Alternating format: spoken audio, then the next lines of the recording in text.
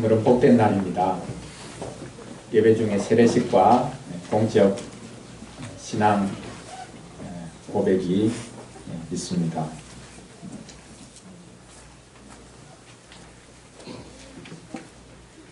다행히 저 뒤에 앉아요.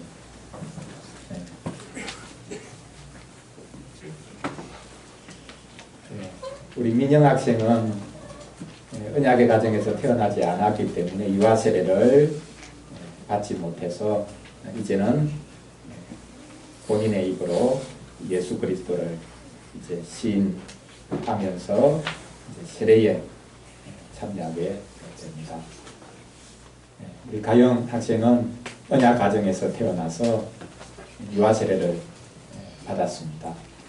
이제 자라서 본인의 입으로 이제 또한 예수 그리스도를 구주로 고백하고 삼위 하나님을 믿는 믿음을 가졌기에 공적 신앙 고백을 하게 됩니다. 얼마나 복된 시간인지 모르겠습니다. 오늘 설교 제목이 세례의 조건입니다. 신앙, 공적 신앙 고백도 같이 생각하면 될 것입니다. 세례의 조건이 있습니까? 없습니까? 세례를 받는데 이런 조건을 갖춰야 된다 라고 말하는 조건이 있습니까? 없습니까? 있습니까? 그 조건이 무엇입니까? 회개와 믿음이라고 답을 했는데요. 사실 우리가 조건을 갖추어서 세례받을 수 있는 게 아니죠. 우리가 공로를 잘 쌓아서 그 공로를 내세워서 내가 이런 일을 했으니까요. 제가 이렇게 열심히 뭔가를 했으니까 하나님께서 저를 받아주세요 라고 우리가 조건을 내밀어서 세례를 받을 수 없습니다. 어떤 조건도 하나님 앞에서는 조건이 될 수가 없는 것이죠. 오직 은혜입니다. 그럼에도 불구하고 세례의 조건을 말한다면 세례 예식문에 나와 있듯이 회개하고 믿음을 가져야 합니다. 오늘 이 성경 말씀을 가지고 믿고 회개하는 사람만이 세례받을 수 있다라는 주제로 말씀을 전하려고 합니다. 특별히 우리 주보 2페이지에 나와 있는 이 내용이 세례 예식문의 일부입니다. 그 예식문에 나와 있는 내용을 중심으로 세례의 조건, 회개하고 믿는 자에게 하나님께서 세례를 허락하시고 그 세례를 통해서 자기 백성이라고 인쳐주시는 이 은혜를 이 시간 같이 나누기를 원합니다. 회개와 믿음만이 세례의 유일한 조건입니다. 오늘 예식문에 보면 이렇게 기록하고 있죠. 비록 신자의 자녀들이 이것을 이해하지 못한다고 하더라도 그들은 하나님의 언약 때문에 세례를 받아야 합니다.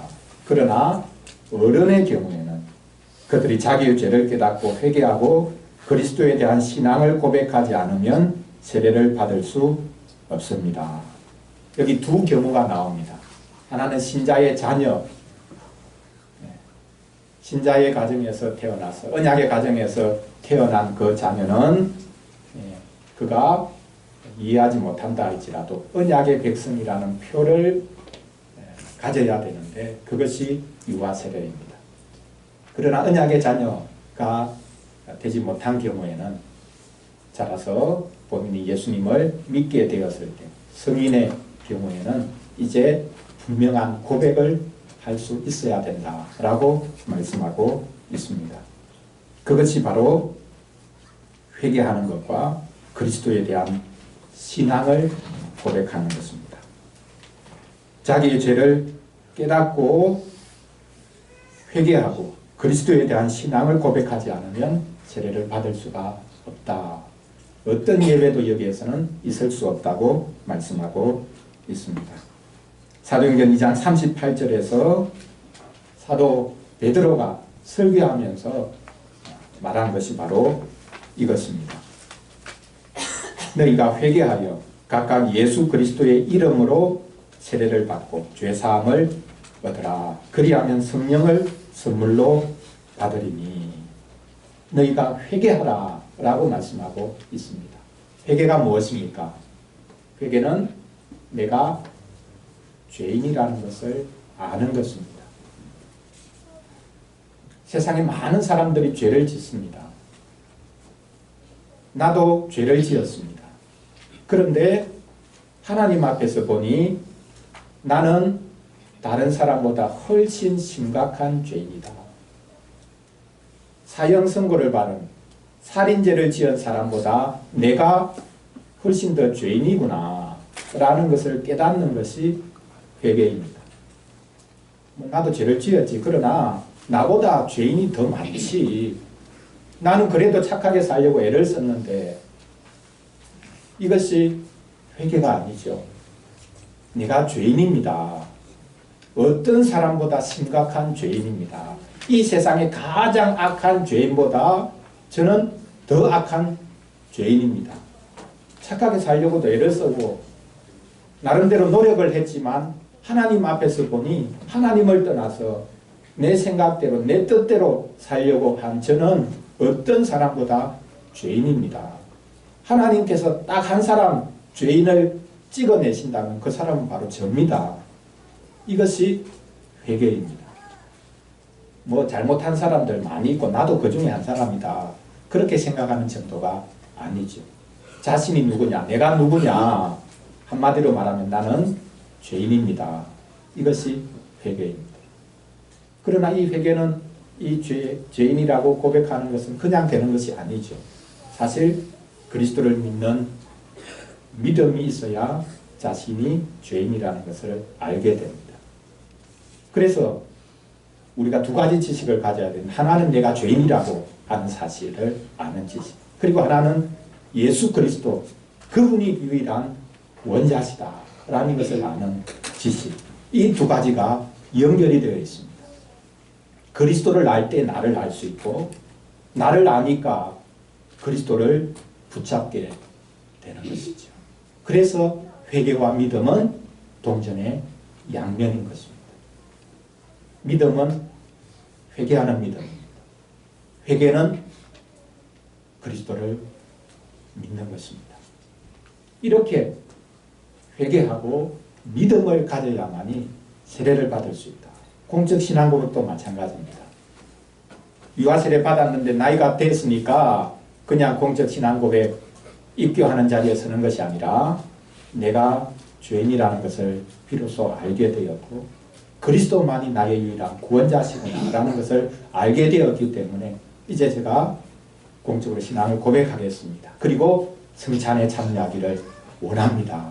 그런 마음으로 공적신앙 고백 자리에 나오게 되는 것입니다. 둘째로 믿고 회개하는 사람이 지금까지 계속해서 세례를 받았습니다. 세례 예식문에 보면 여기 세 가지 예를 들고 있지요. 가장 먼저는 세례 요한의 경우입니다. 세례 요한은 하나님의 명령을 따라서 죄 사함을 얻게 하는 회개의 세례를 전파했고 자기의 죄를 고백하는 사람에게만 세례를 베풀었습니다.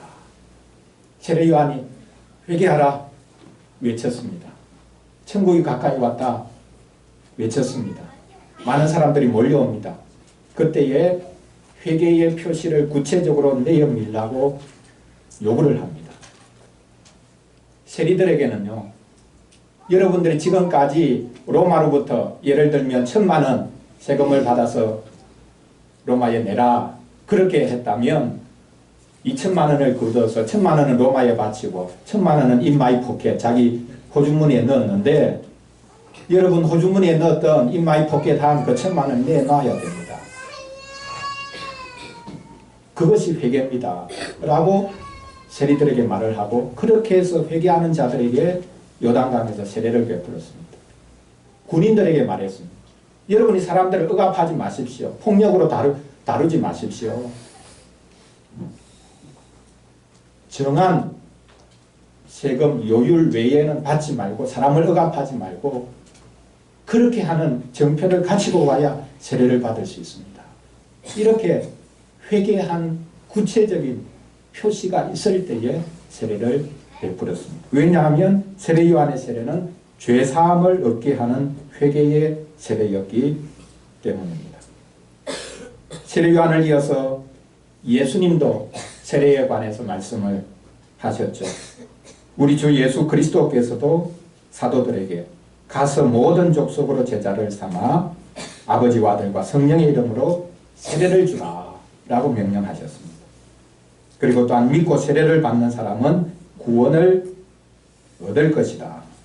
그러나 믿지 않는 사람은 중죄를 받으리라 라고 말씀을 하셨습니다. 여기서 놀라운 것은 예수님께서 예수님 자신의 이름으로 세례를 베풀라고 하신 것입니다. 아버지와 아들과 성령의 이름으로. 예수님이 자신의 이름으로 세례를 베풀라. 예수님 그분이 바로 하나님이시라는 것을 보여주지. 아버지와 아들과 성령의 이름으로 세례를 베풀어라 라고 말씀하셨습니다. 예수님은 좋은 가르침을 사람들에게 베푼 분 정도가 아닙니다. 나를 따르라고 하셨습니다. 진리를 가리킨 게 아니라 진리가 나라고 말씀하셨습니다. 내가 곧 길이요 진리요 생명이라고 말씀하셨습니다. 나로 말미암지 않고는 아버지께로 올 자가 없다고 말씀하셨습니다. 그래서 세례는 성부의 이름으로 받지만 성자의 이름으로도 아들이신 예수 그리스도의 이름으로도 세례를 받는 것입니다. 그리고 그 예수 그리스도를 알고 믿게 해주시는 성령의 이름으로 세례를 받는 것이죠. 그래서 세례는 성삼위일체이신 하나님, 성부, 성자, 성령의 이름으로 세례를 받습니다. 이런 규칙을 따라서 사도들은 성년이 된 사람이 회개하고 신앙을 고백할 때 세례를 베풀었습니다. 사도신경에 보면 삼위 하나님을 고백하는 그 고백이 분명하게 나타나지요. 이게 세례 베풀 때에 성부를 믿느냐, 성자를 믿느냐, 성령을 믿느냐 그렇게 물었던 것이 자연스럽게 고백으로 정리된 것이 사도신경. 사도행전에 보면 예수 그리스도를 고백할 때에 사도들은 계속해서 세례를 베풀었다는 것을 우리에게 잘 보여주고 있습니다. 그런데 놀라운 것은 예수님을 믿는다고 고백하면 바로 그 자리에서 세례를 베풀었습니다. 오늘날에는 그렇게 하지 않죠. 우리 교단 헌법에도 보면 세례받을 수 있는 조건이라고 할까, 요건이 뭐냐. 신앙생활을 하기, 예배당에 출석하면서 신앙생활을 하고 나서 1년이 지나야 된다. 그렇게 말을 하고 있어요. 왜 1년이나 기다려야 됩니까? 초대교회 때는 예수님 믿는다고 하면 즉시로 어디서든지 그냥 세례를 주었습니다. 사도들이 다 죽고 난 다음에 고대교회 때는 세례 받고자 하면 세례 예비자로 등록을 시켰습니다. 그리고 3년 동안 훈련을 시켰습니다. 삶을 특별히 점검을 했습니다. 세례 예비자로 등록할 때에 예수님 믿는다면 버려야 될 직업을 버리고 세례 예비자로 등록하도록 했습니다. 세례 받고 난 다음에 정리해라 이게 아니라 세례 받겠다고 등록하는 순간부터 이런 직업은 예수님 믿는 사람이 가질 수 없는 직업이니까 그것을 다 버리고 난 다음에 오도록 했습니다. 그리고 마지막에 세례를 받을 때에 정말 세례 받을 오늘 제목처럼 조건이라면 조건을 다 확인을 했습니다. 과연 이 사람이 주위 이웃들로부터도 칭찬을 받고 있는 사람인가? 만약 종이라면 주인이 우리 종은 믿을만해요. 이런 말을 확인을 하고 난 다음에 세례를 주었습니다. 예수님 믿는다고 고백하고 즉시 세례를 받는 것하고 정말 세례에 합당한 자인지를 오랫동안 점검하는 것하고 이게 대조된 것이 아닙니다. 사실 똑같은 것이죠. 우리 두 학생이 한 1년 정도 세례 공부를 하고 또 공도 신앙 고백을 위해서 공부를 했습니다. 이야기 성경을 3권짜리로 된 거 다 읽었고 그리고 하이델베르크 교리문답 처음부터 끝까지 같이 자세히는 아니지만 공부를 했습니다. 이게 충분할까요? 충분하지 않죠. 그래서 우리 민영이는 조금 더 미루면 좋겠다 이렇게 여전히 생각을 하고 있는데 끝이 아니고 이제 시작이죠. 우리가 하나님을 알아가는 것, 예수님이 우리를 위해서 해주신 것 지식적으로 알지만 이것이 정말 나에게 얼마나 크고 감사한 일인가. 과거의 사건일 뿐만 아니라 앞으로 나를 지속적으로 붙들어 주실 유일한 은혜인가 라는 것을 아는 것, 그 알면 끝이 없죠. 그러나 시작은 해야 되는 거죠.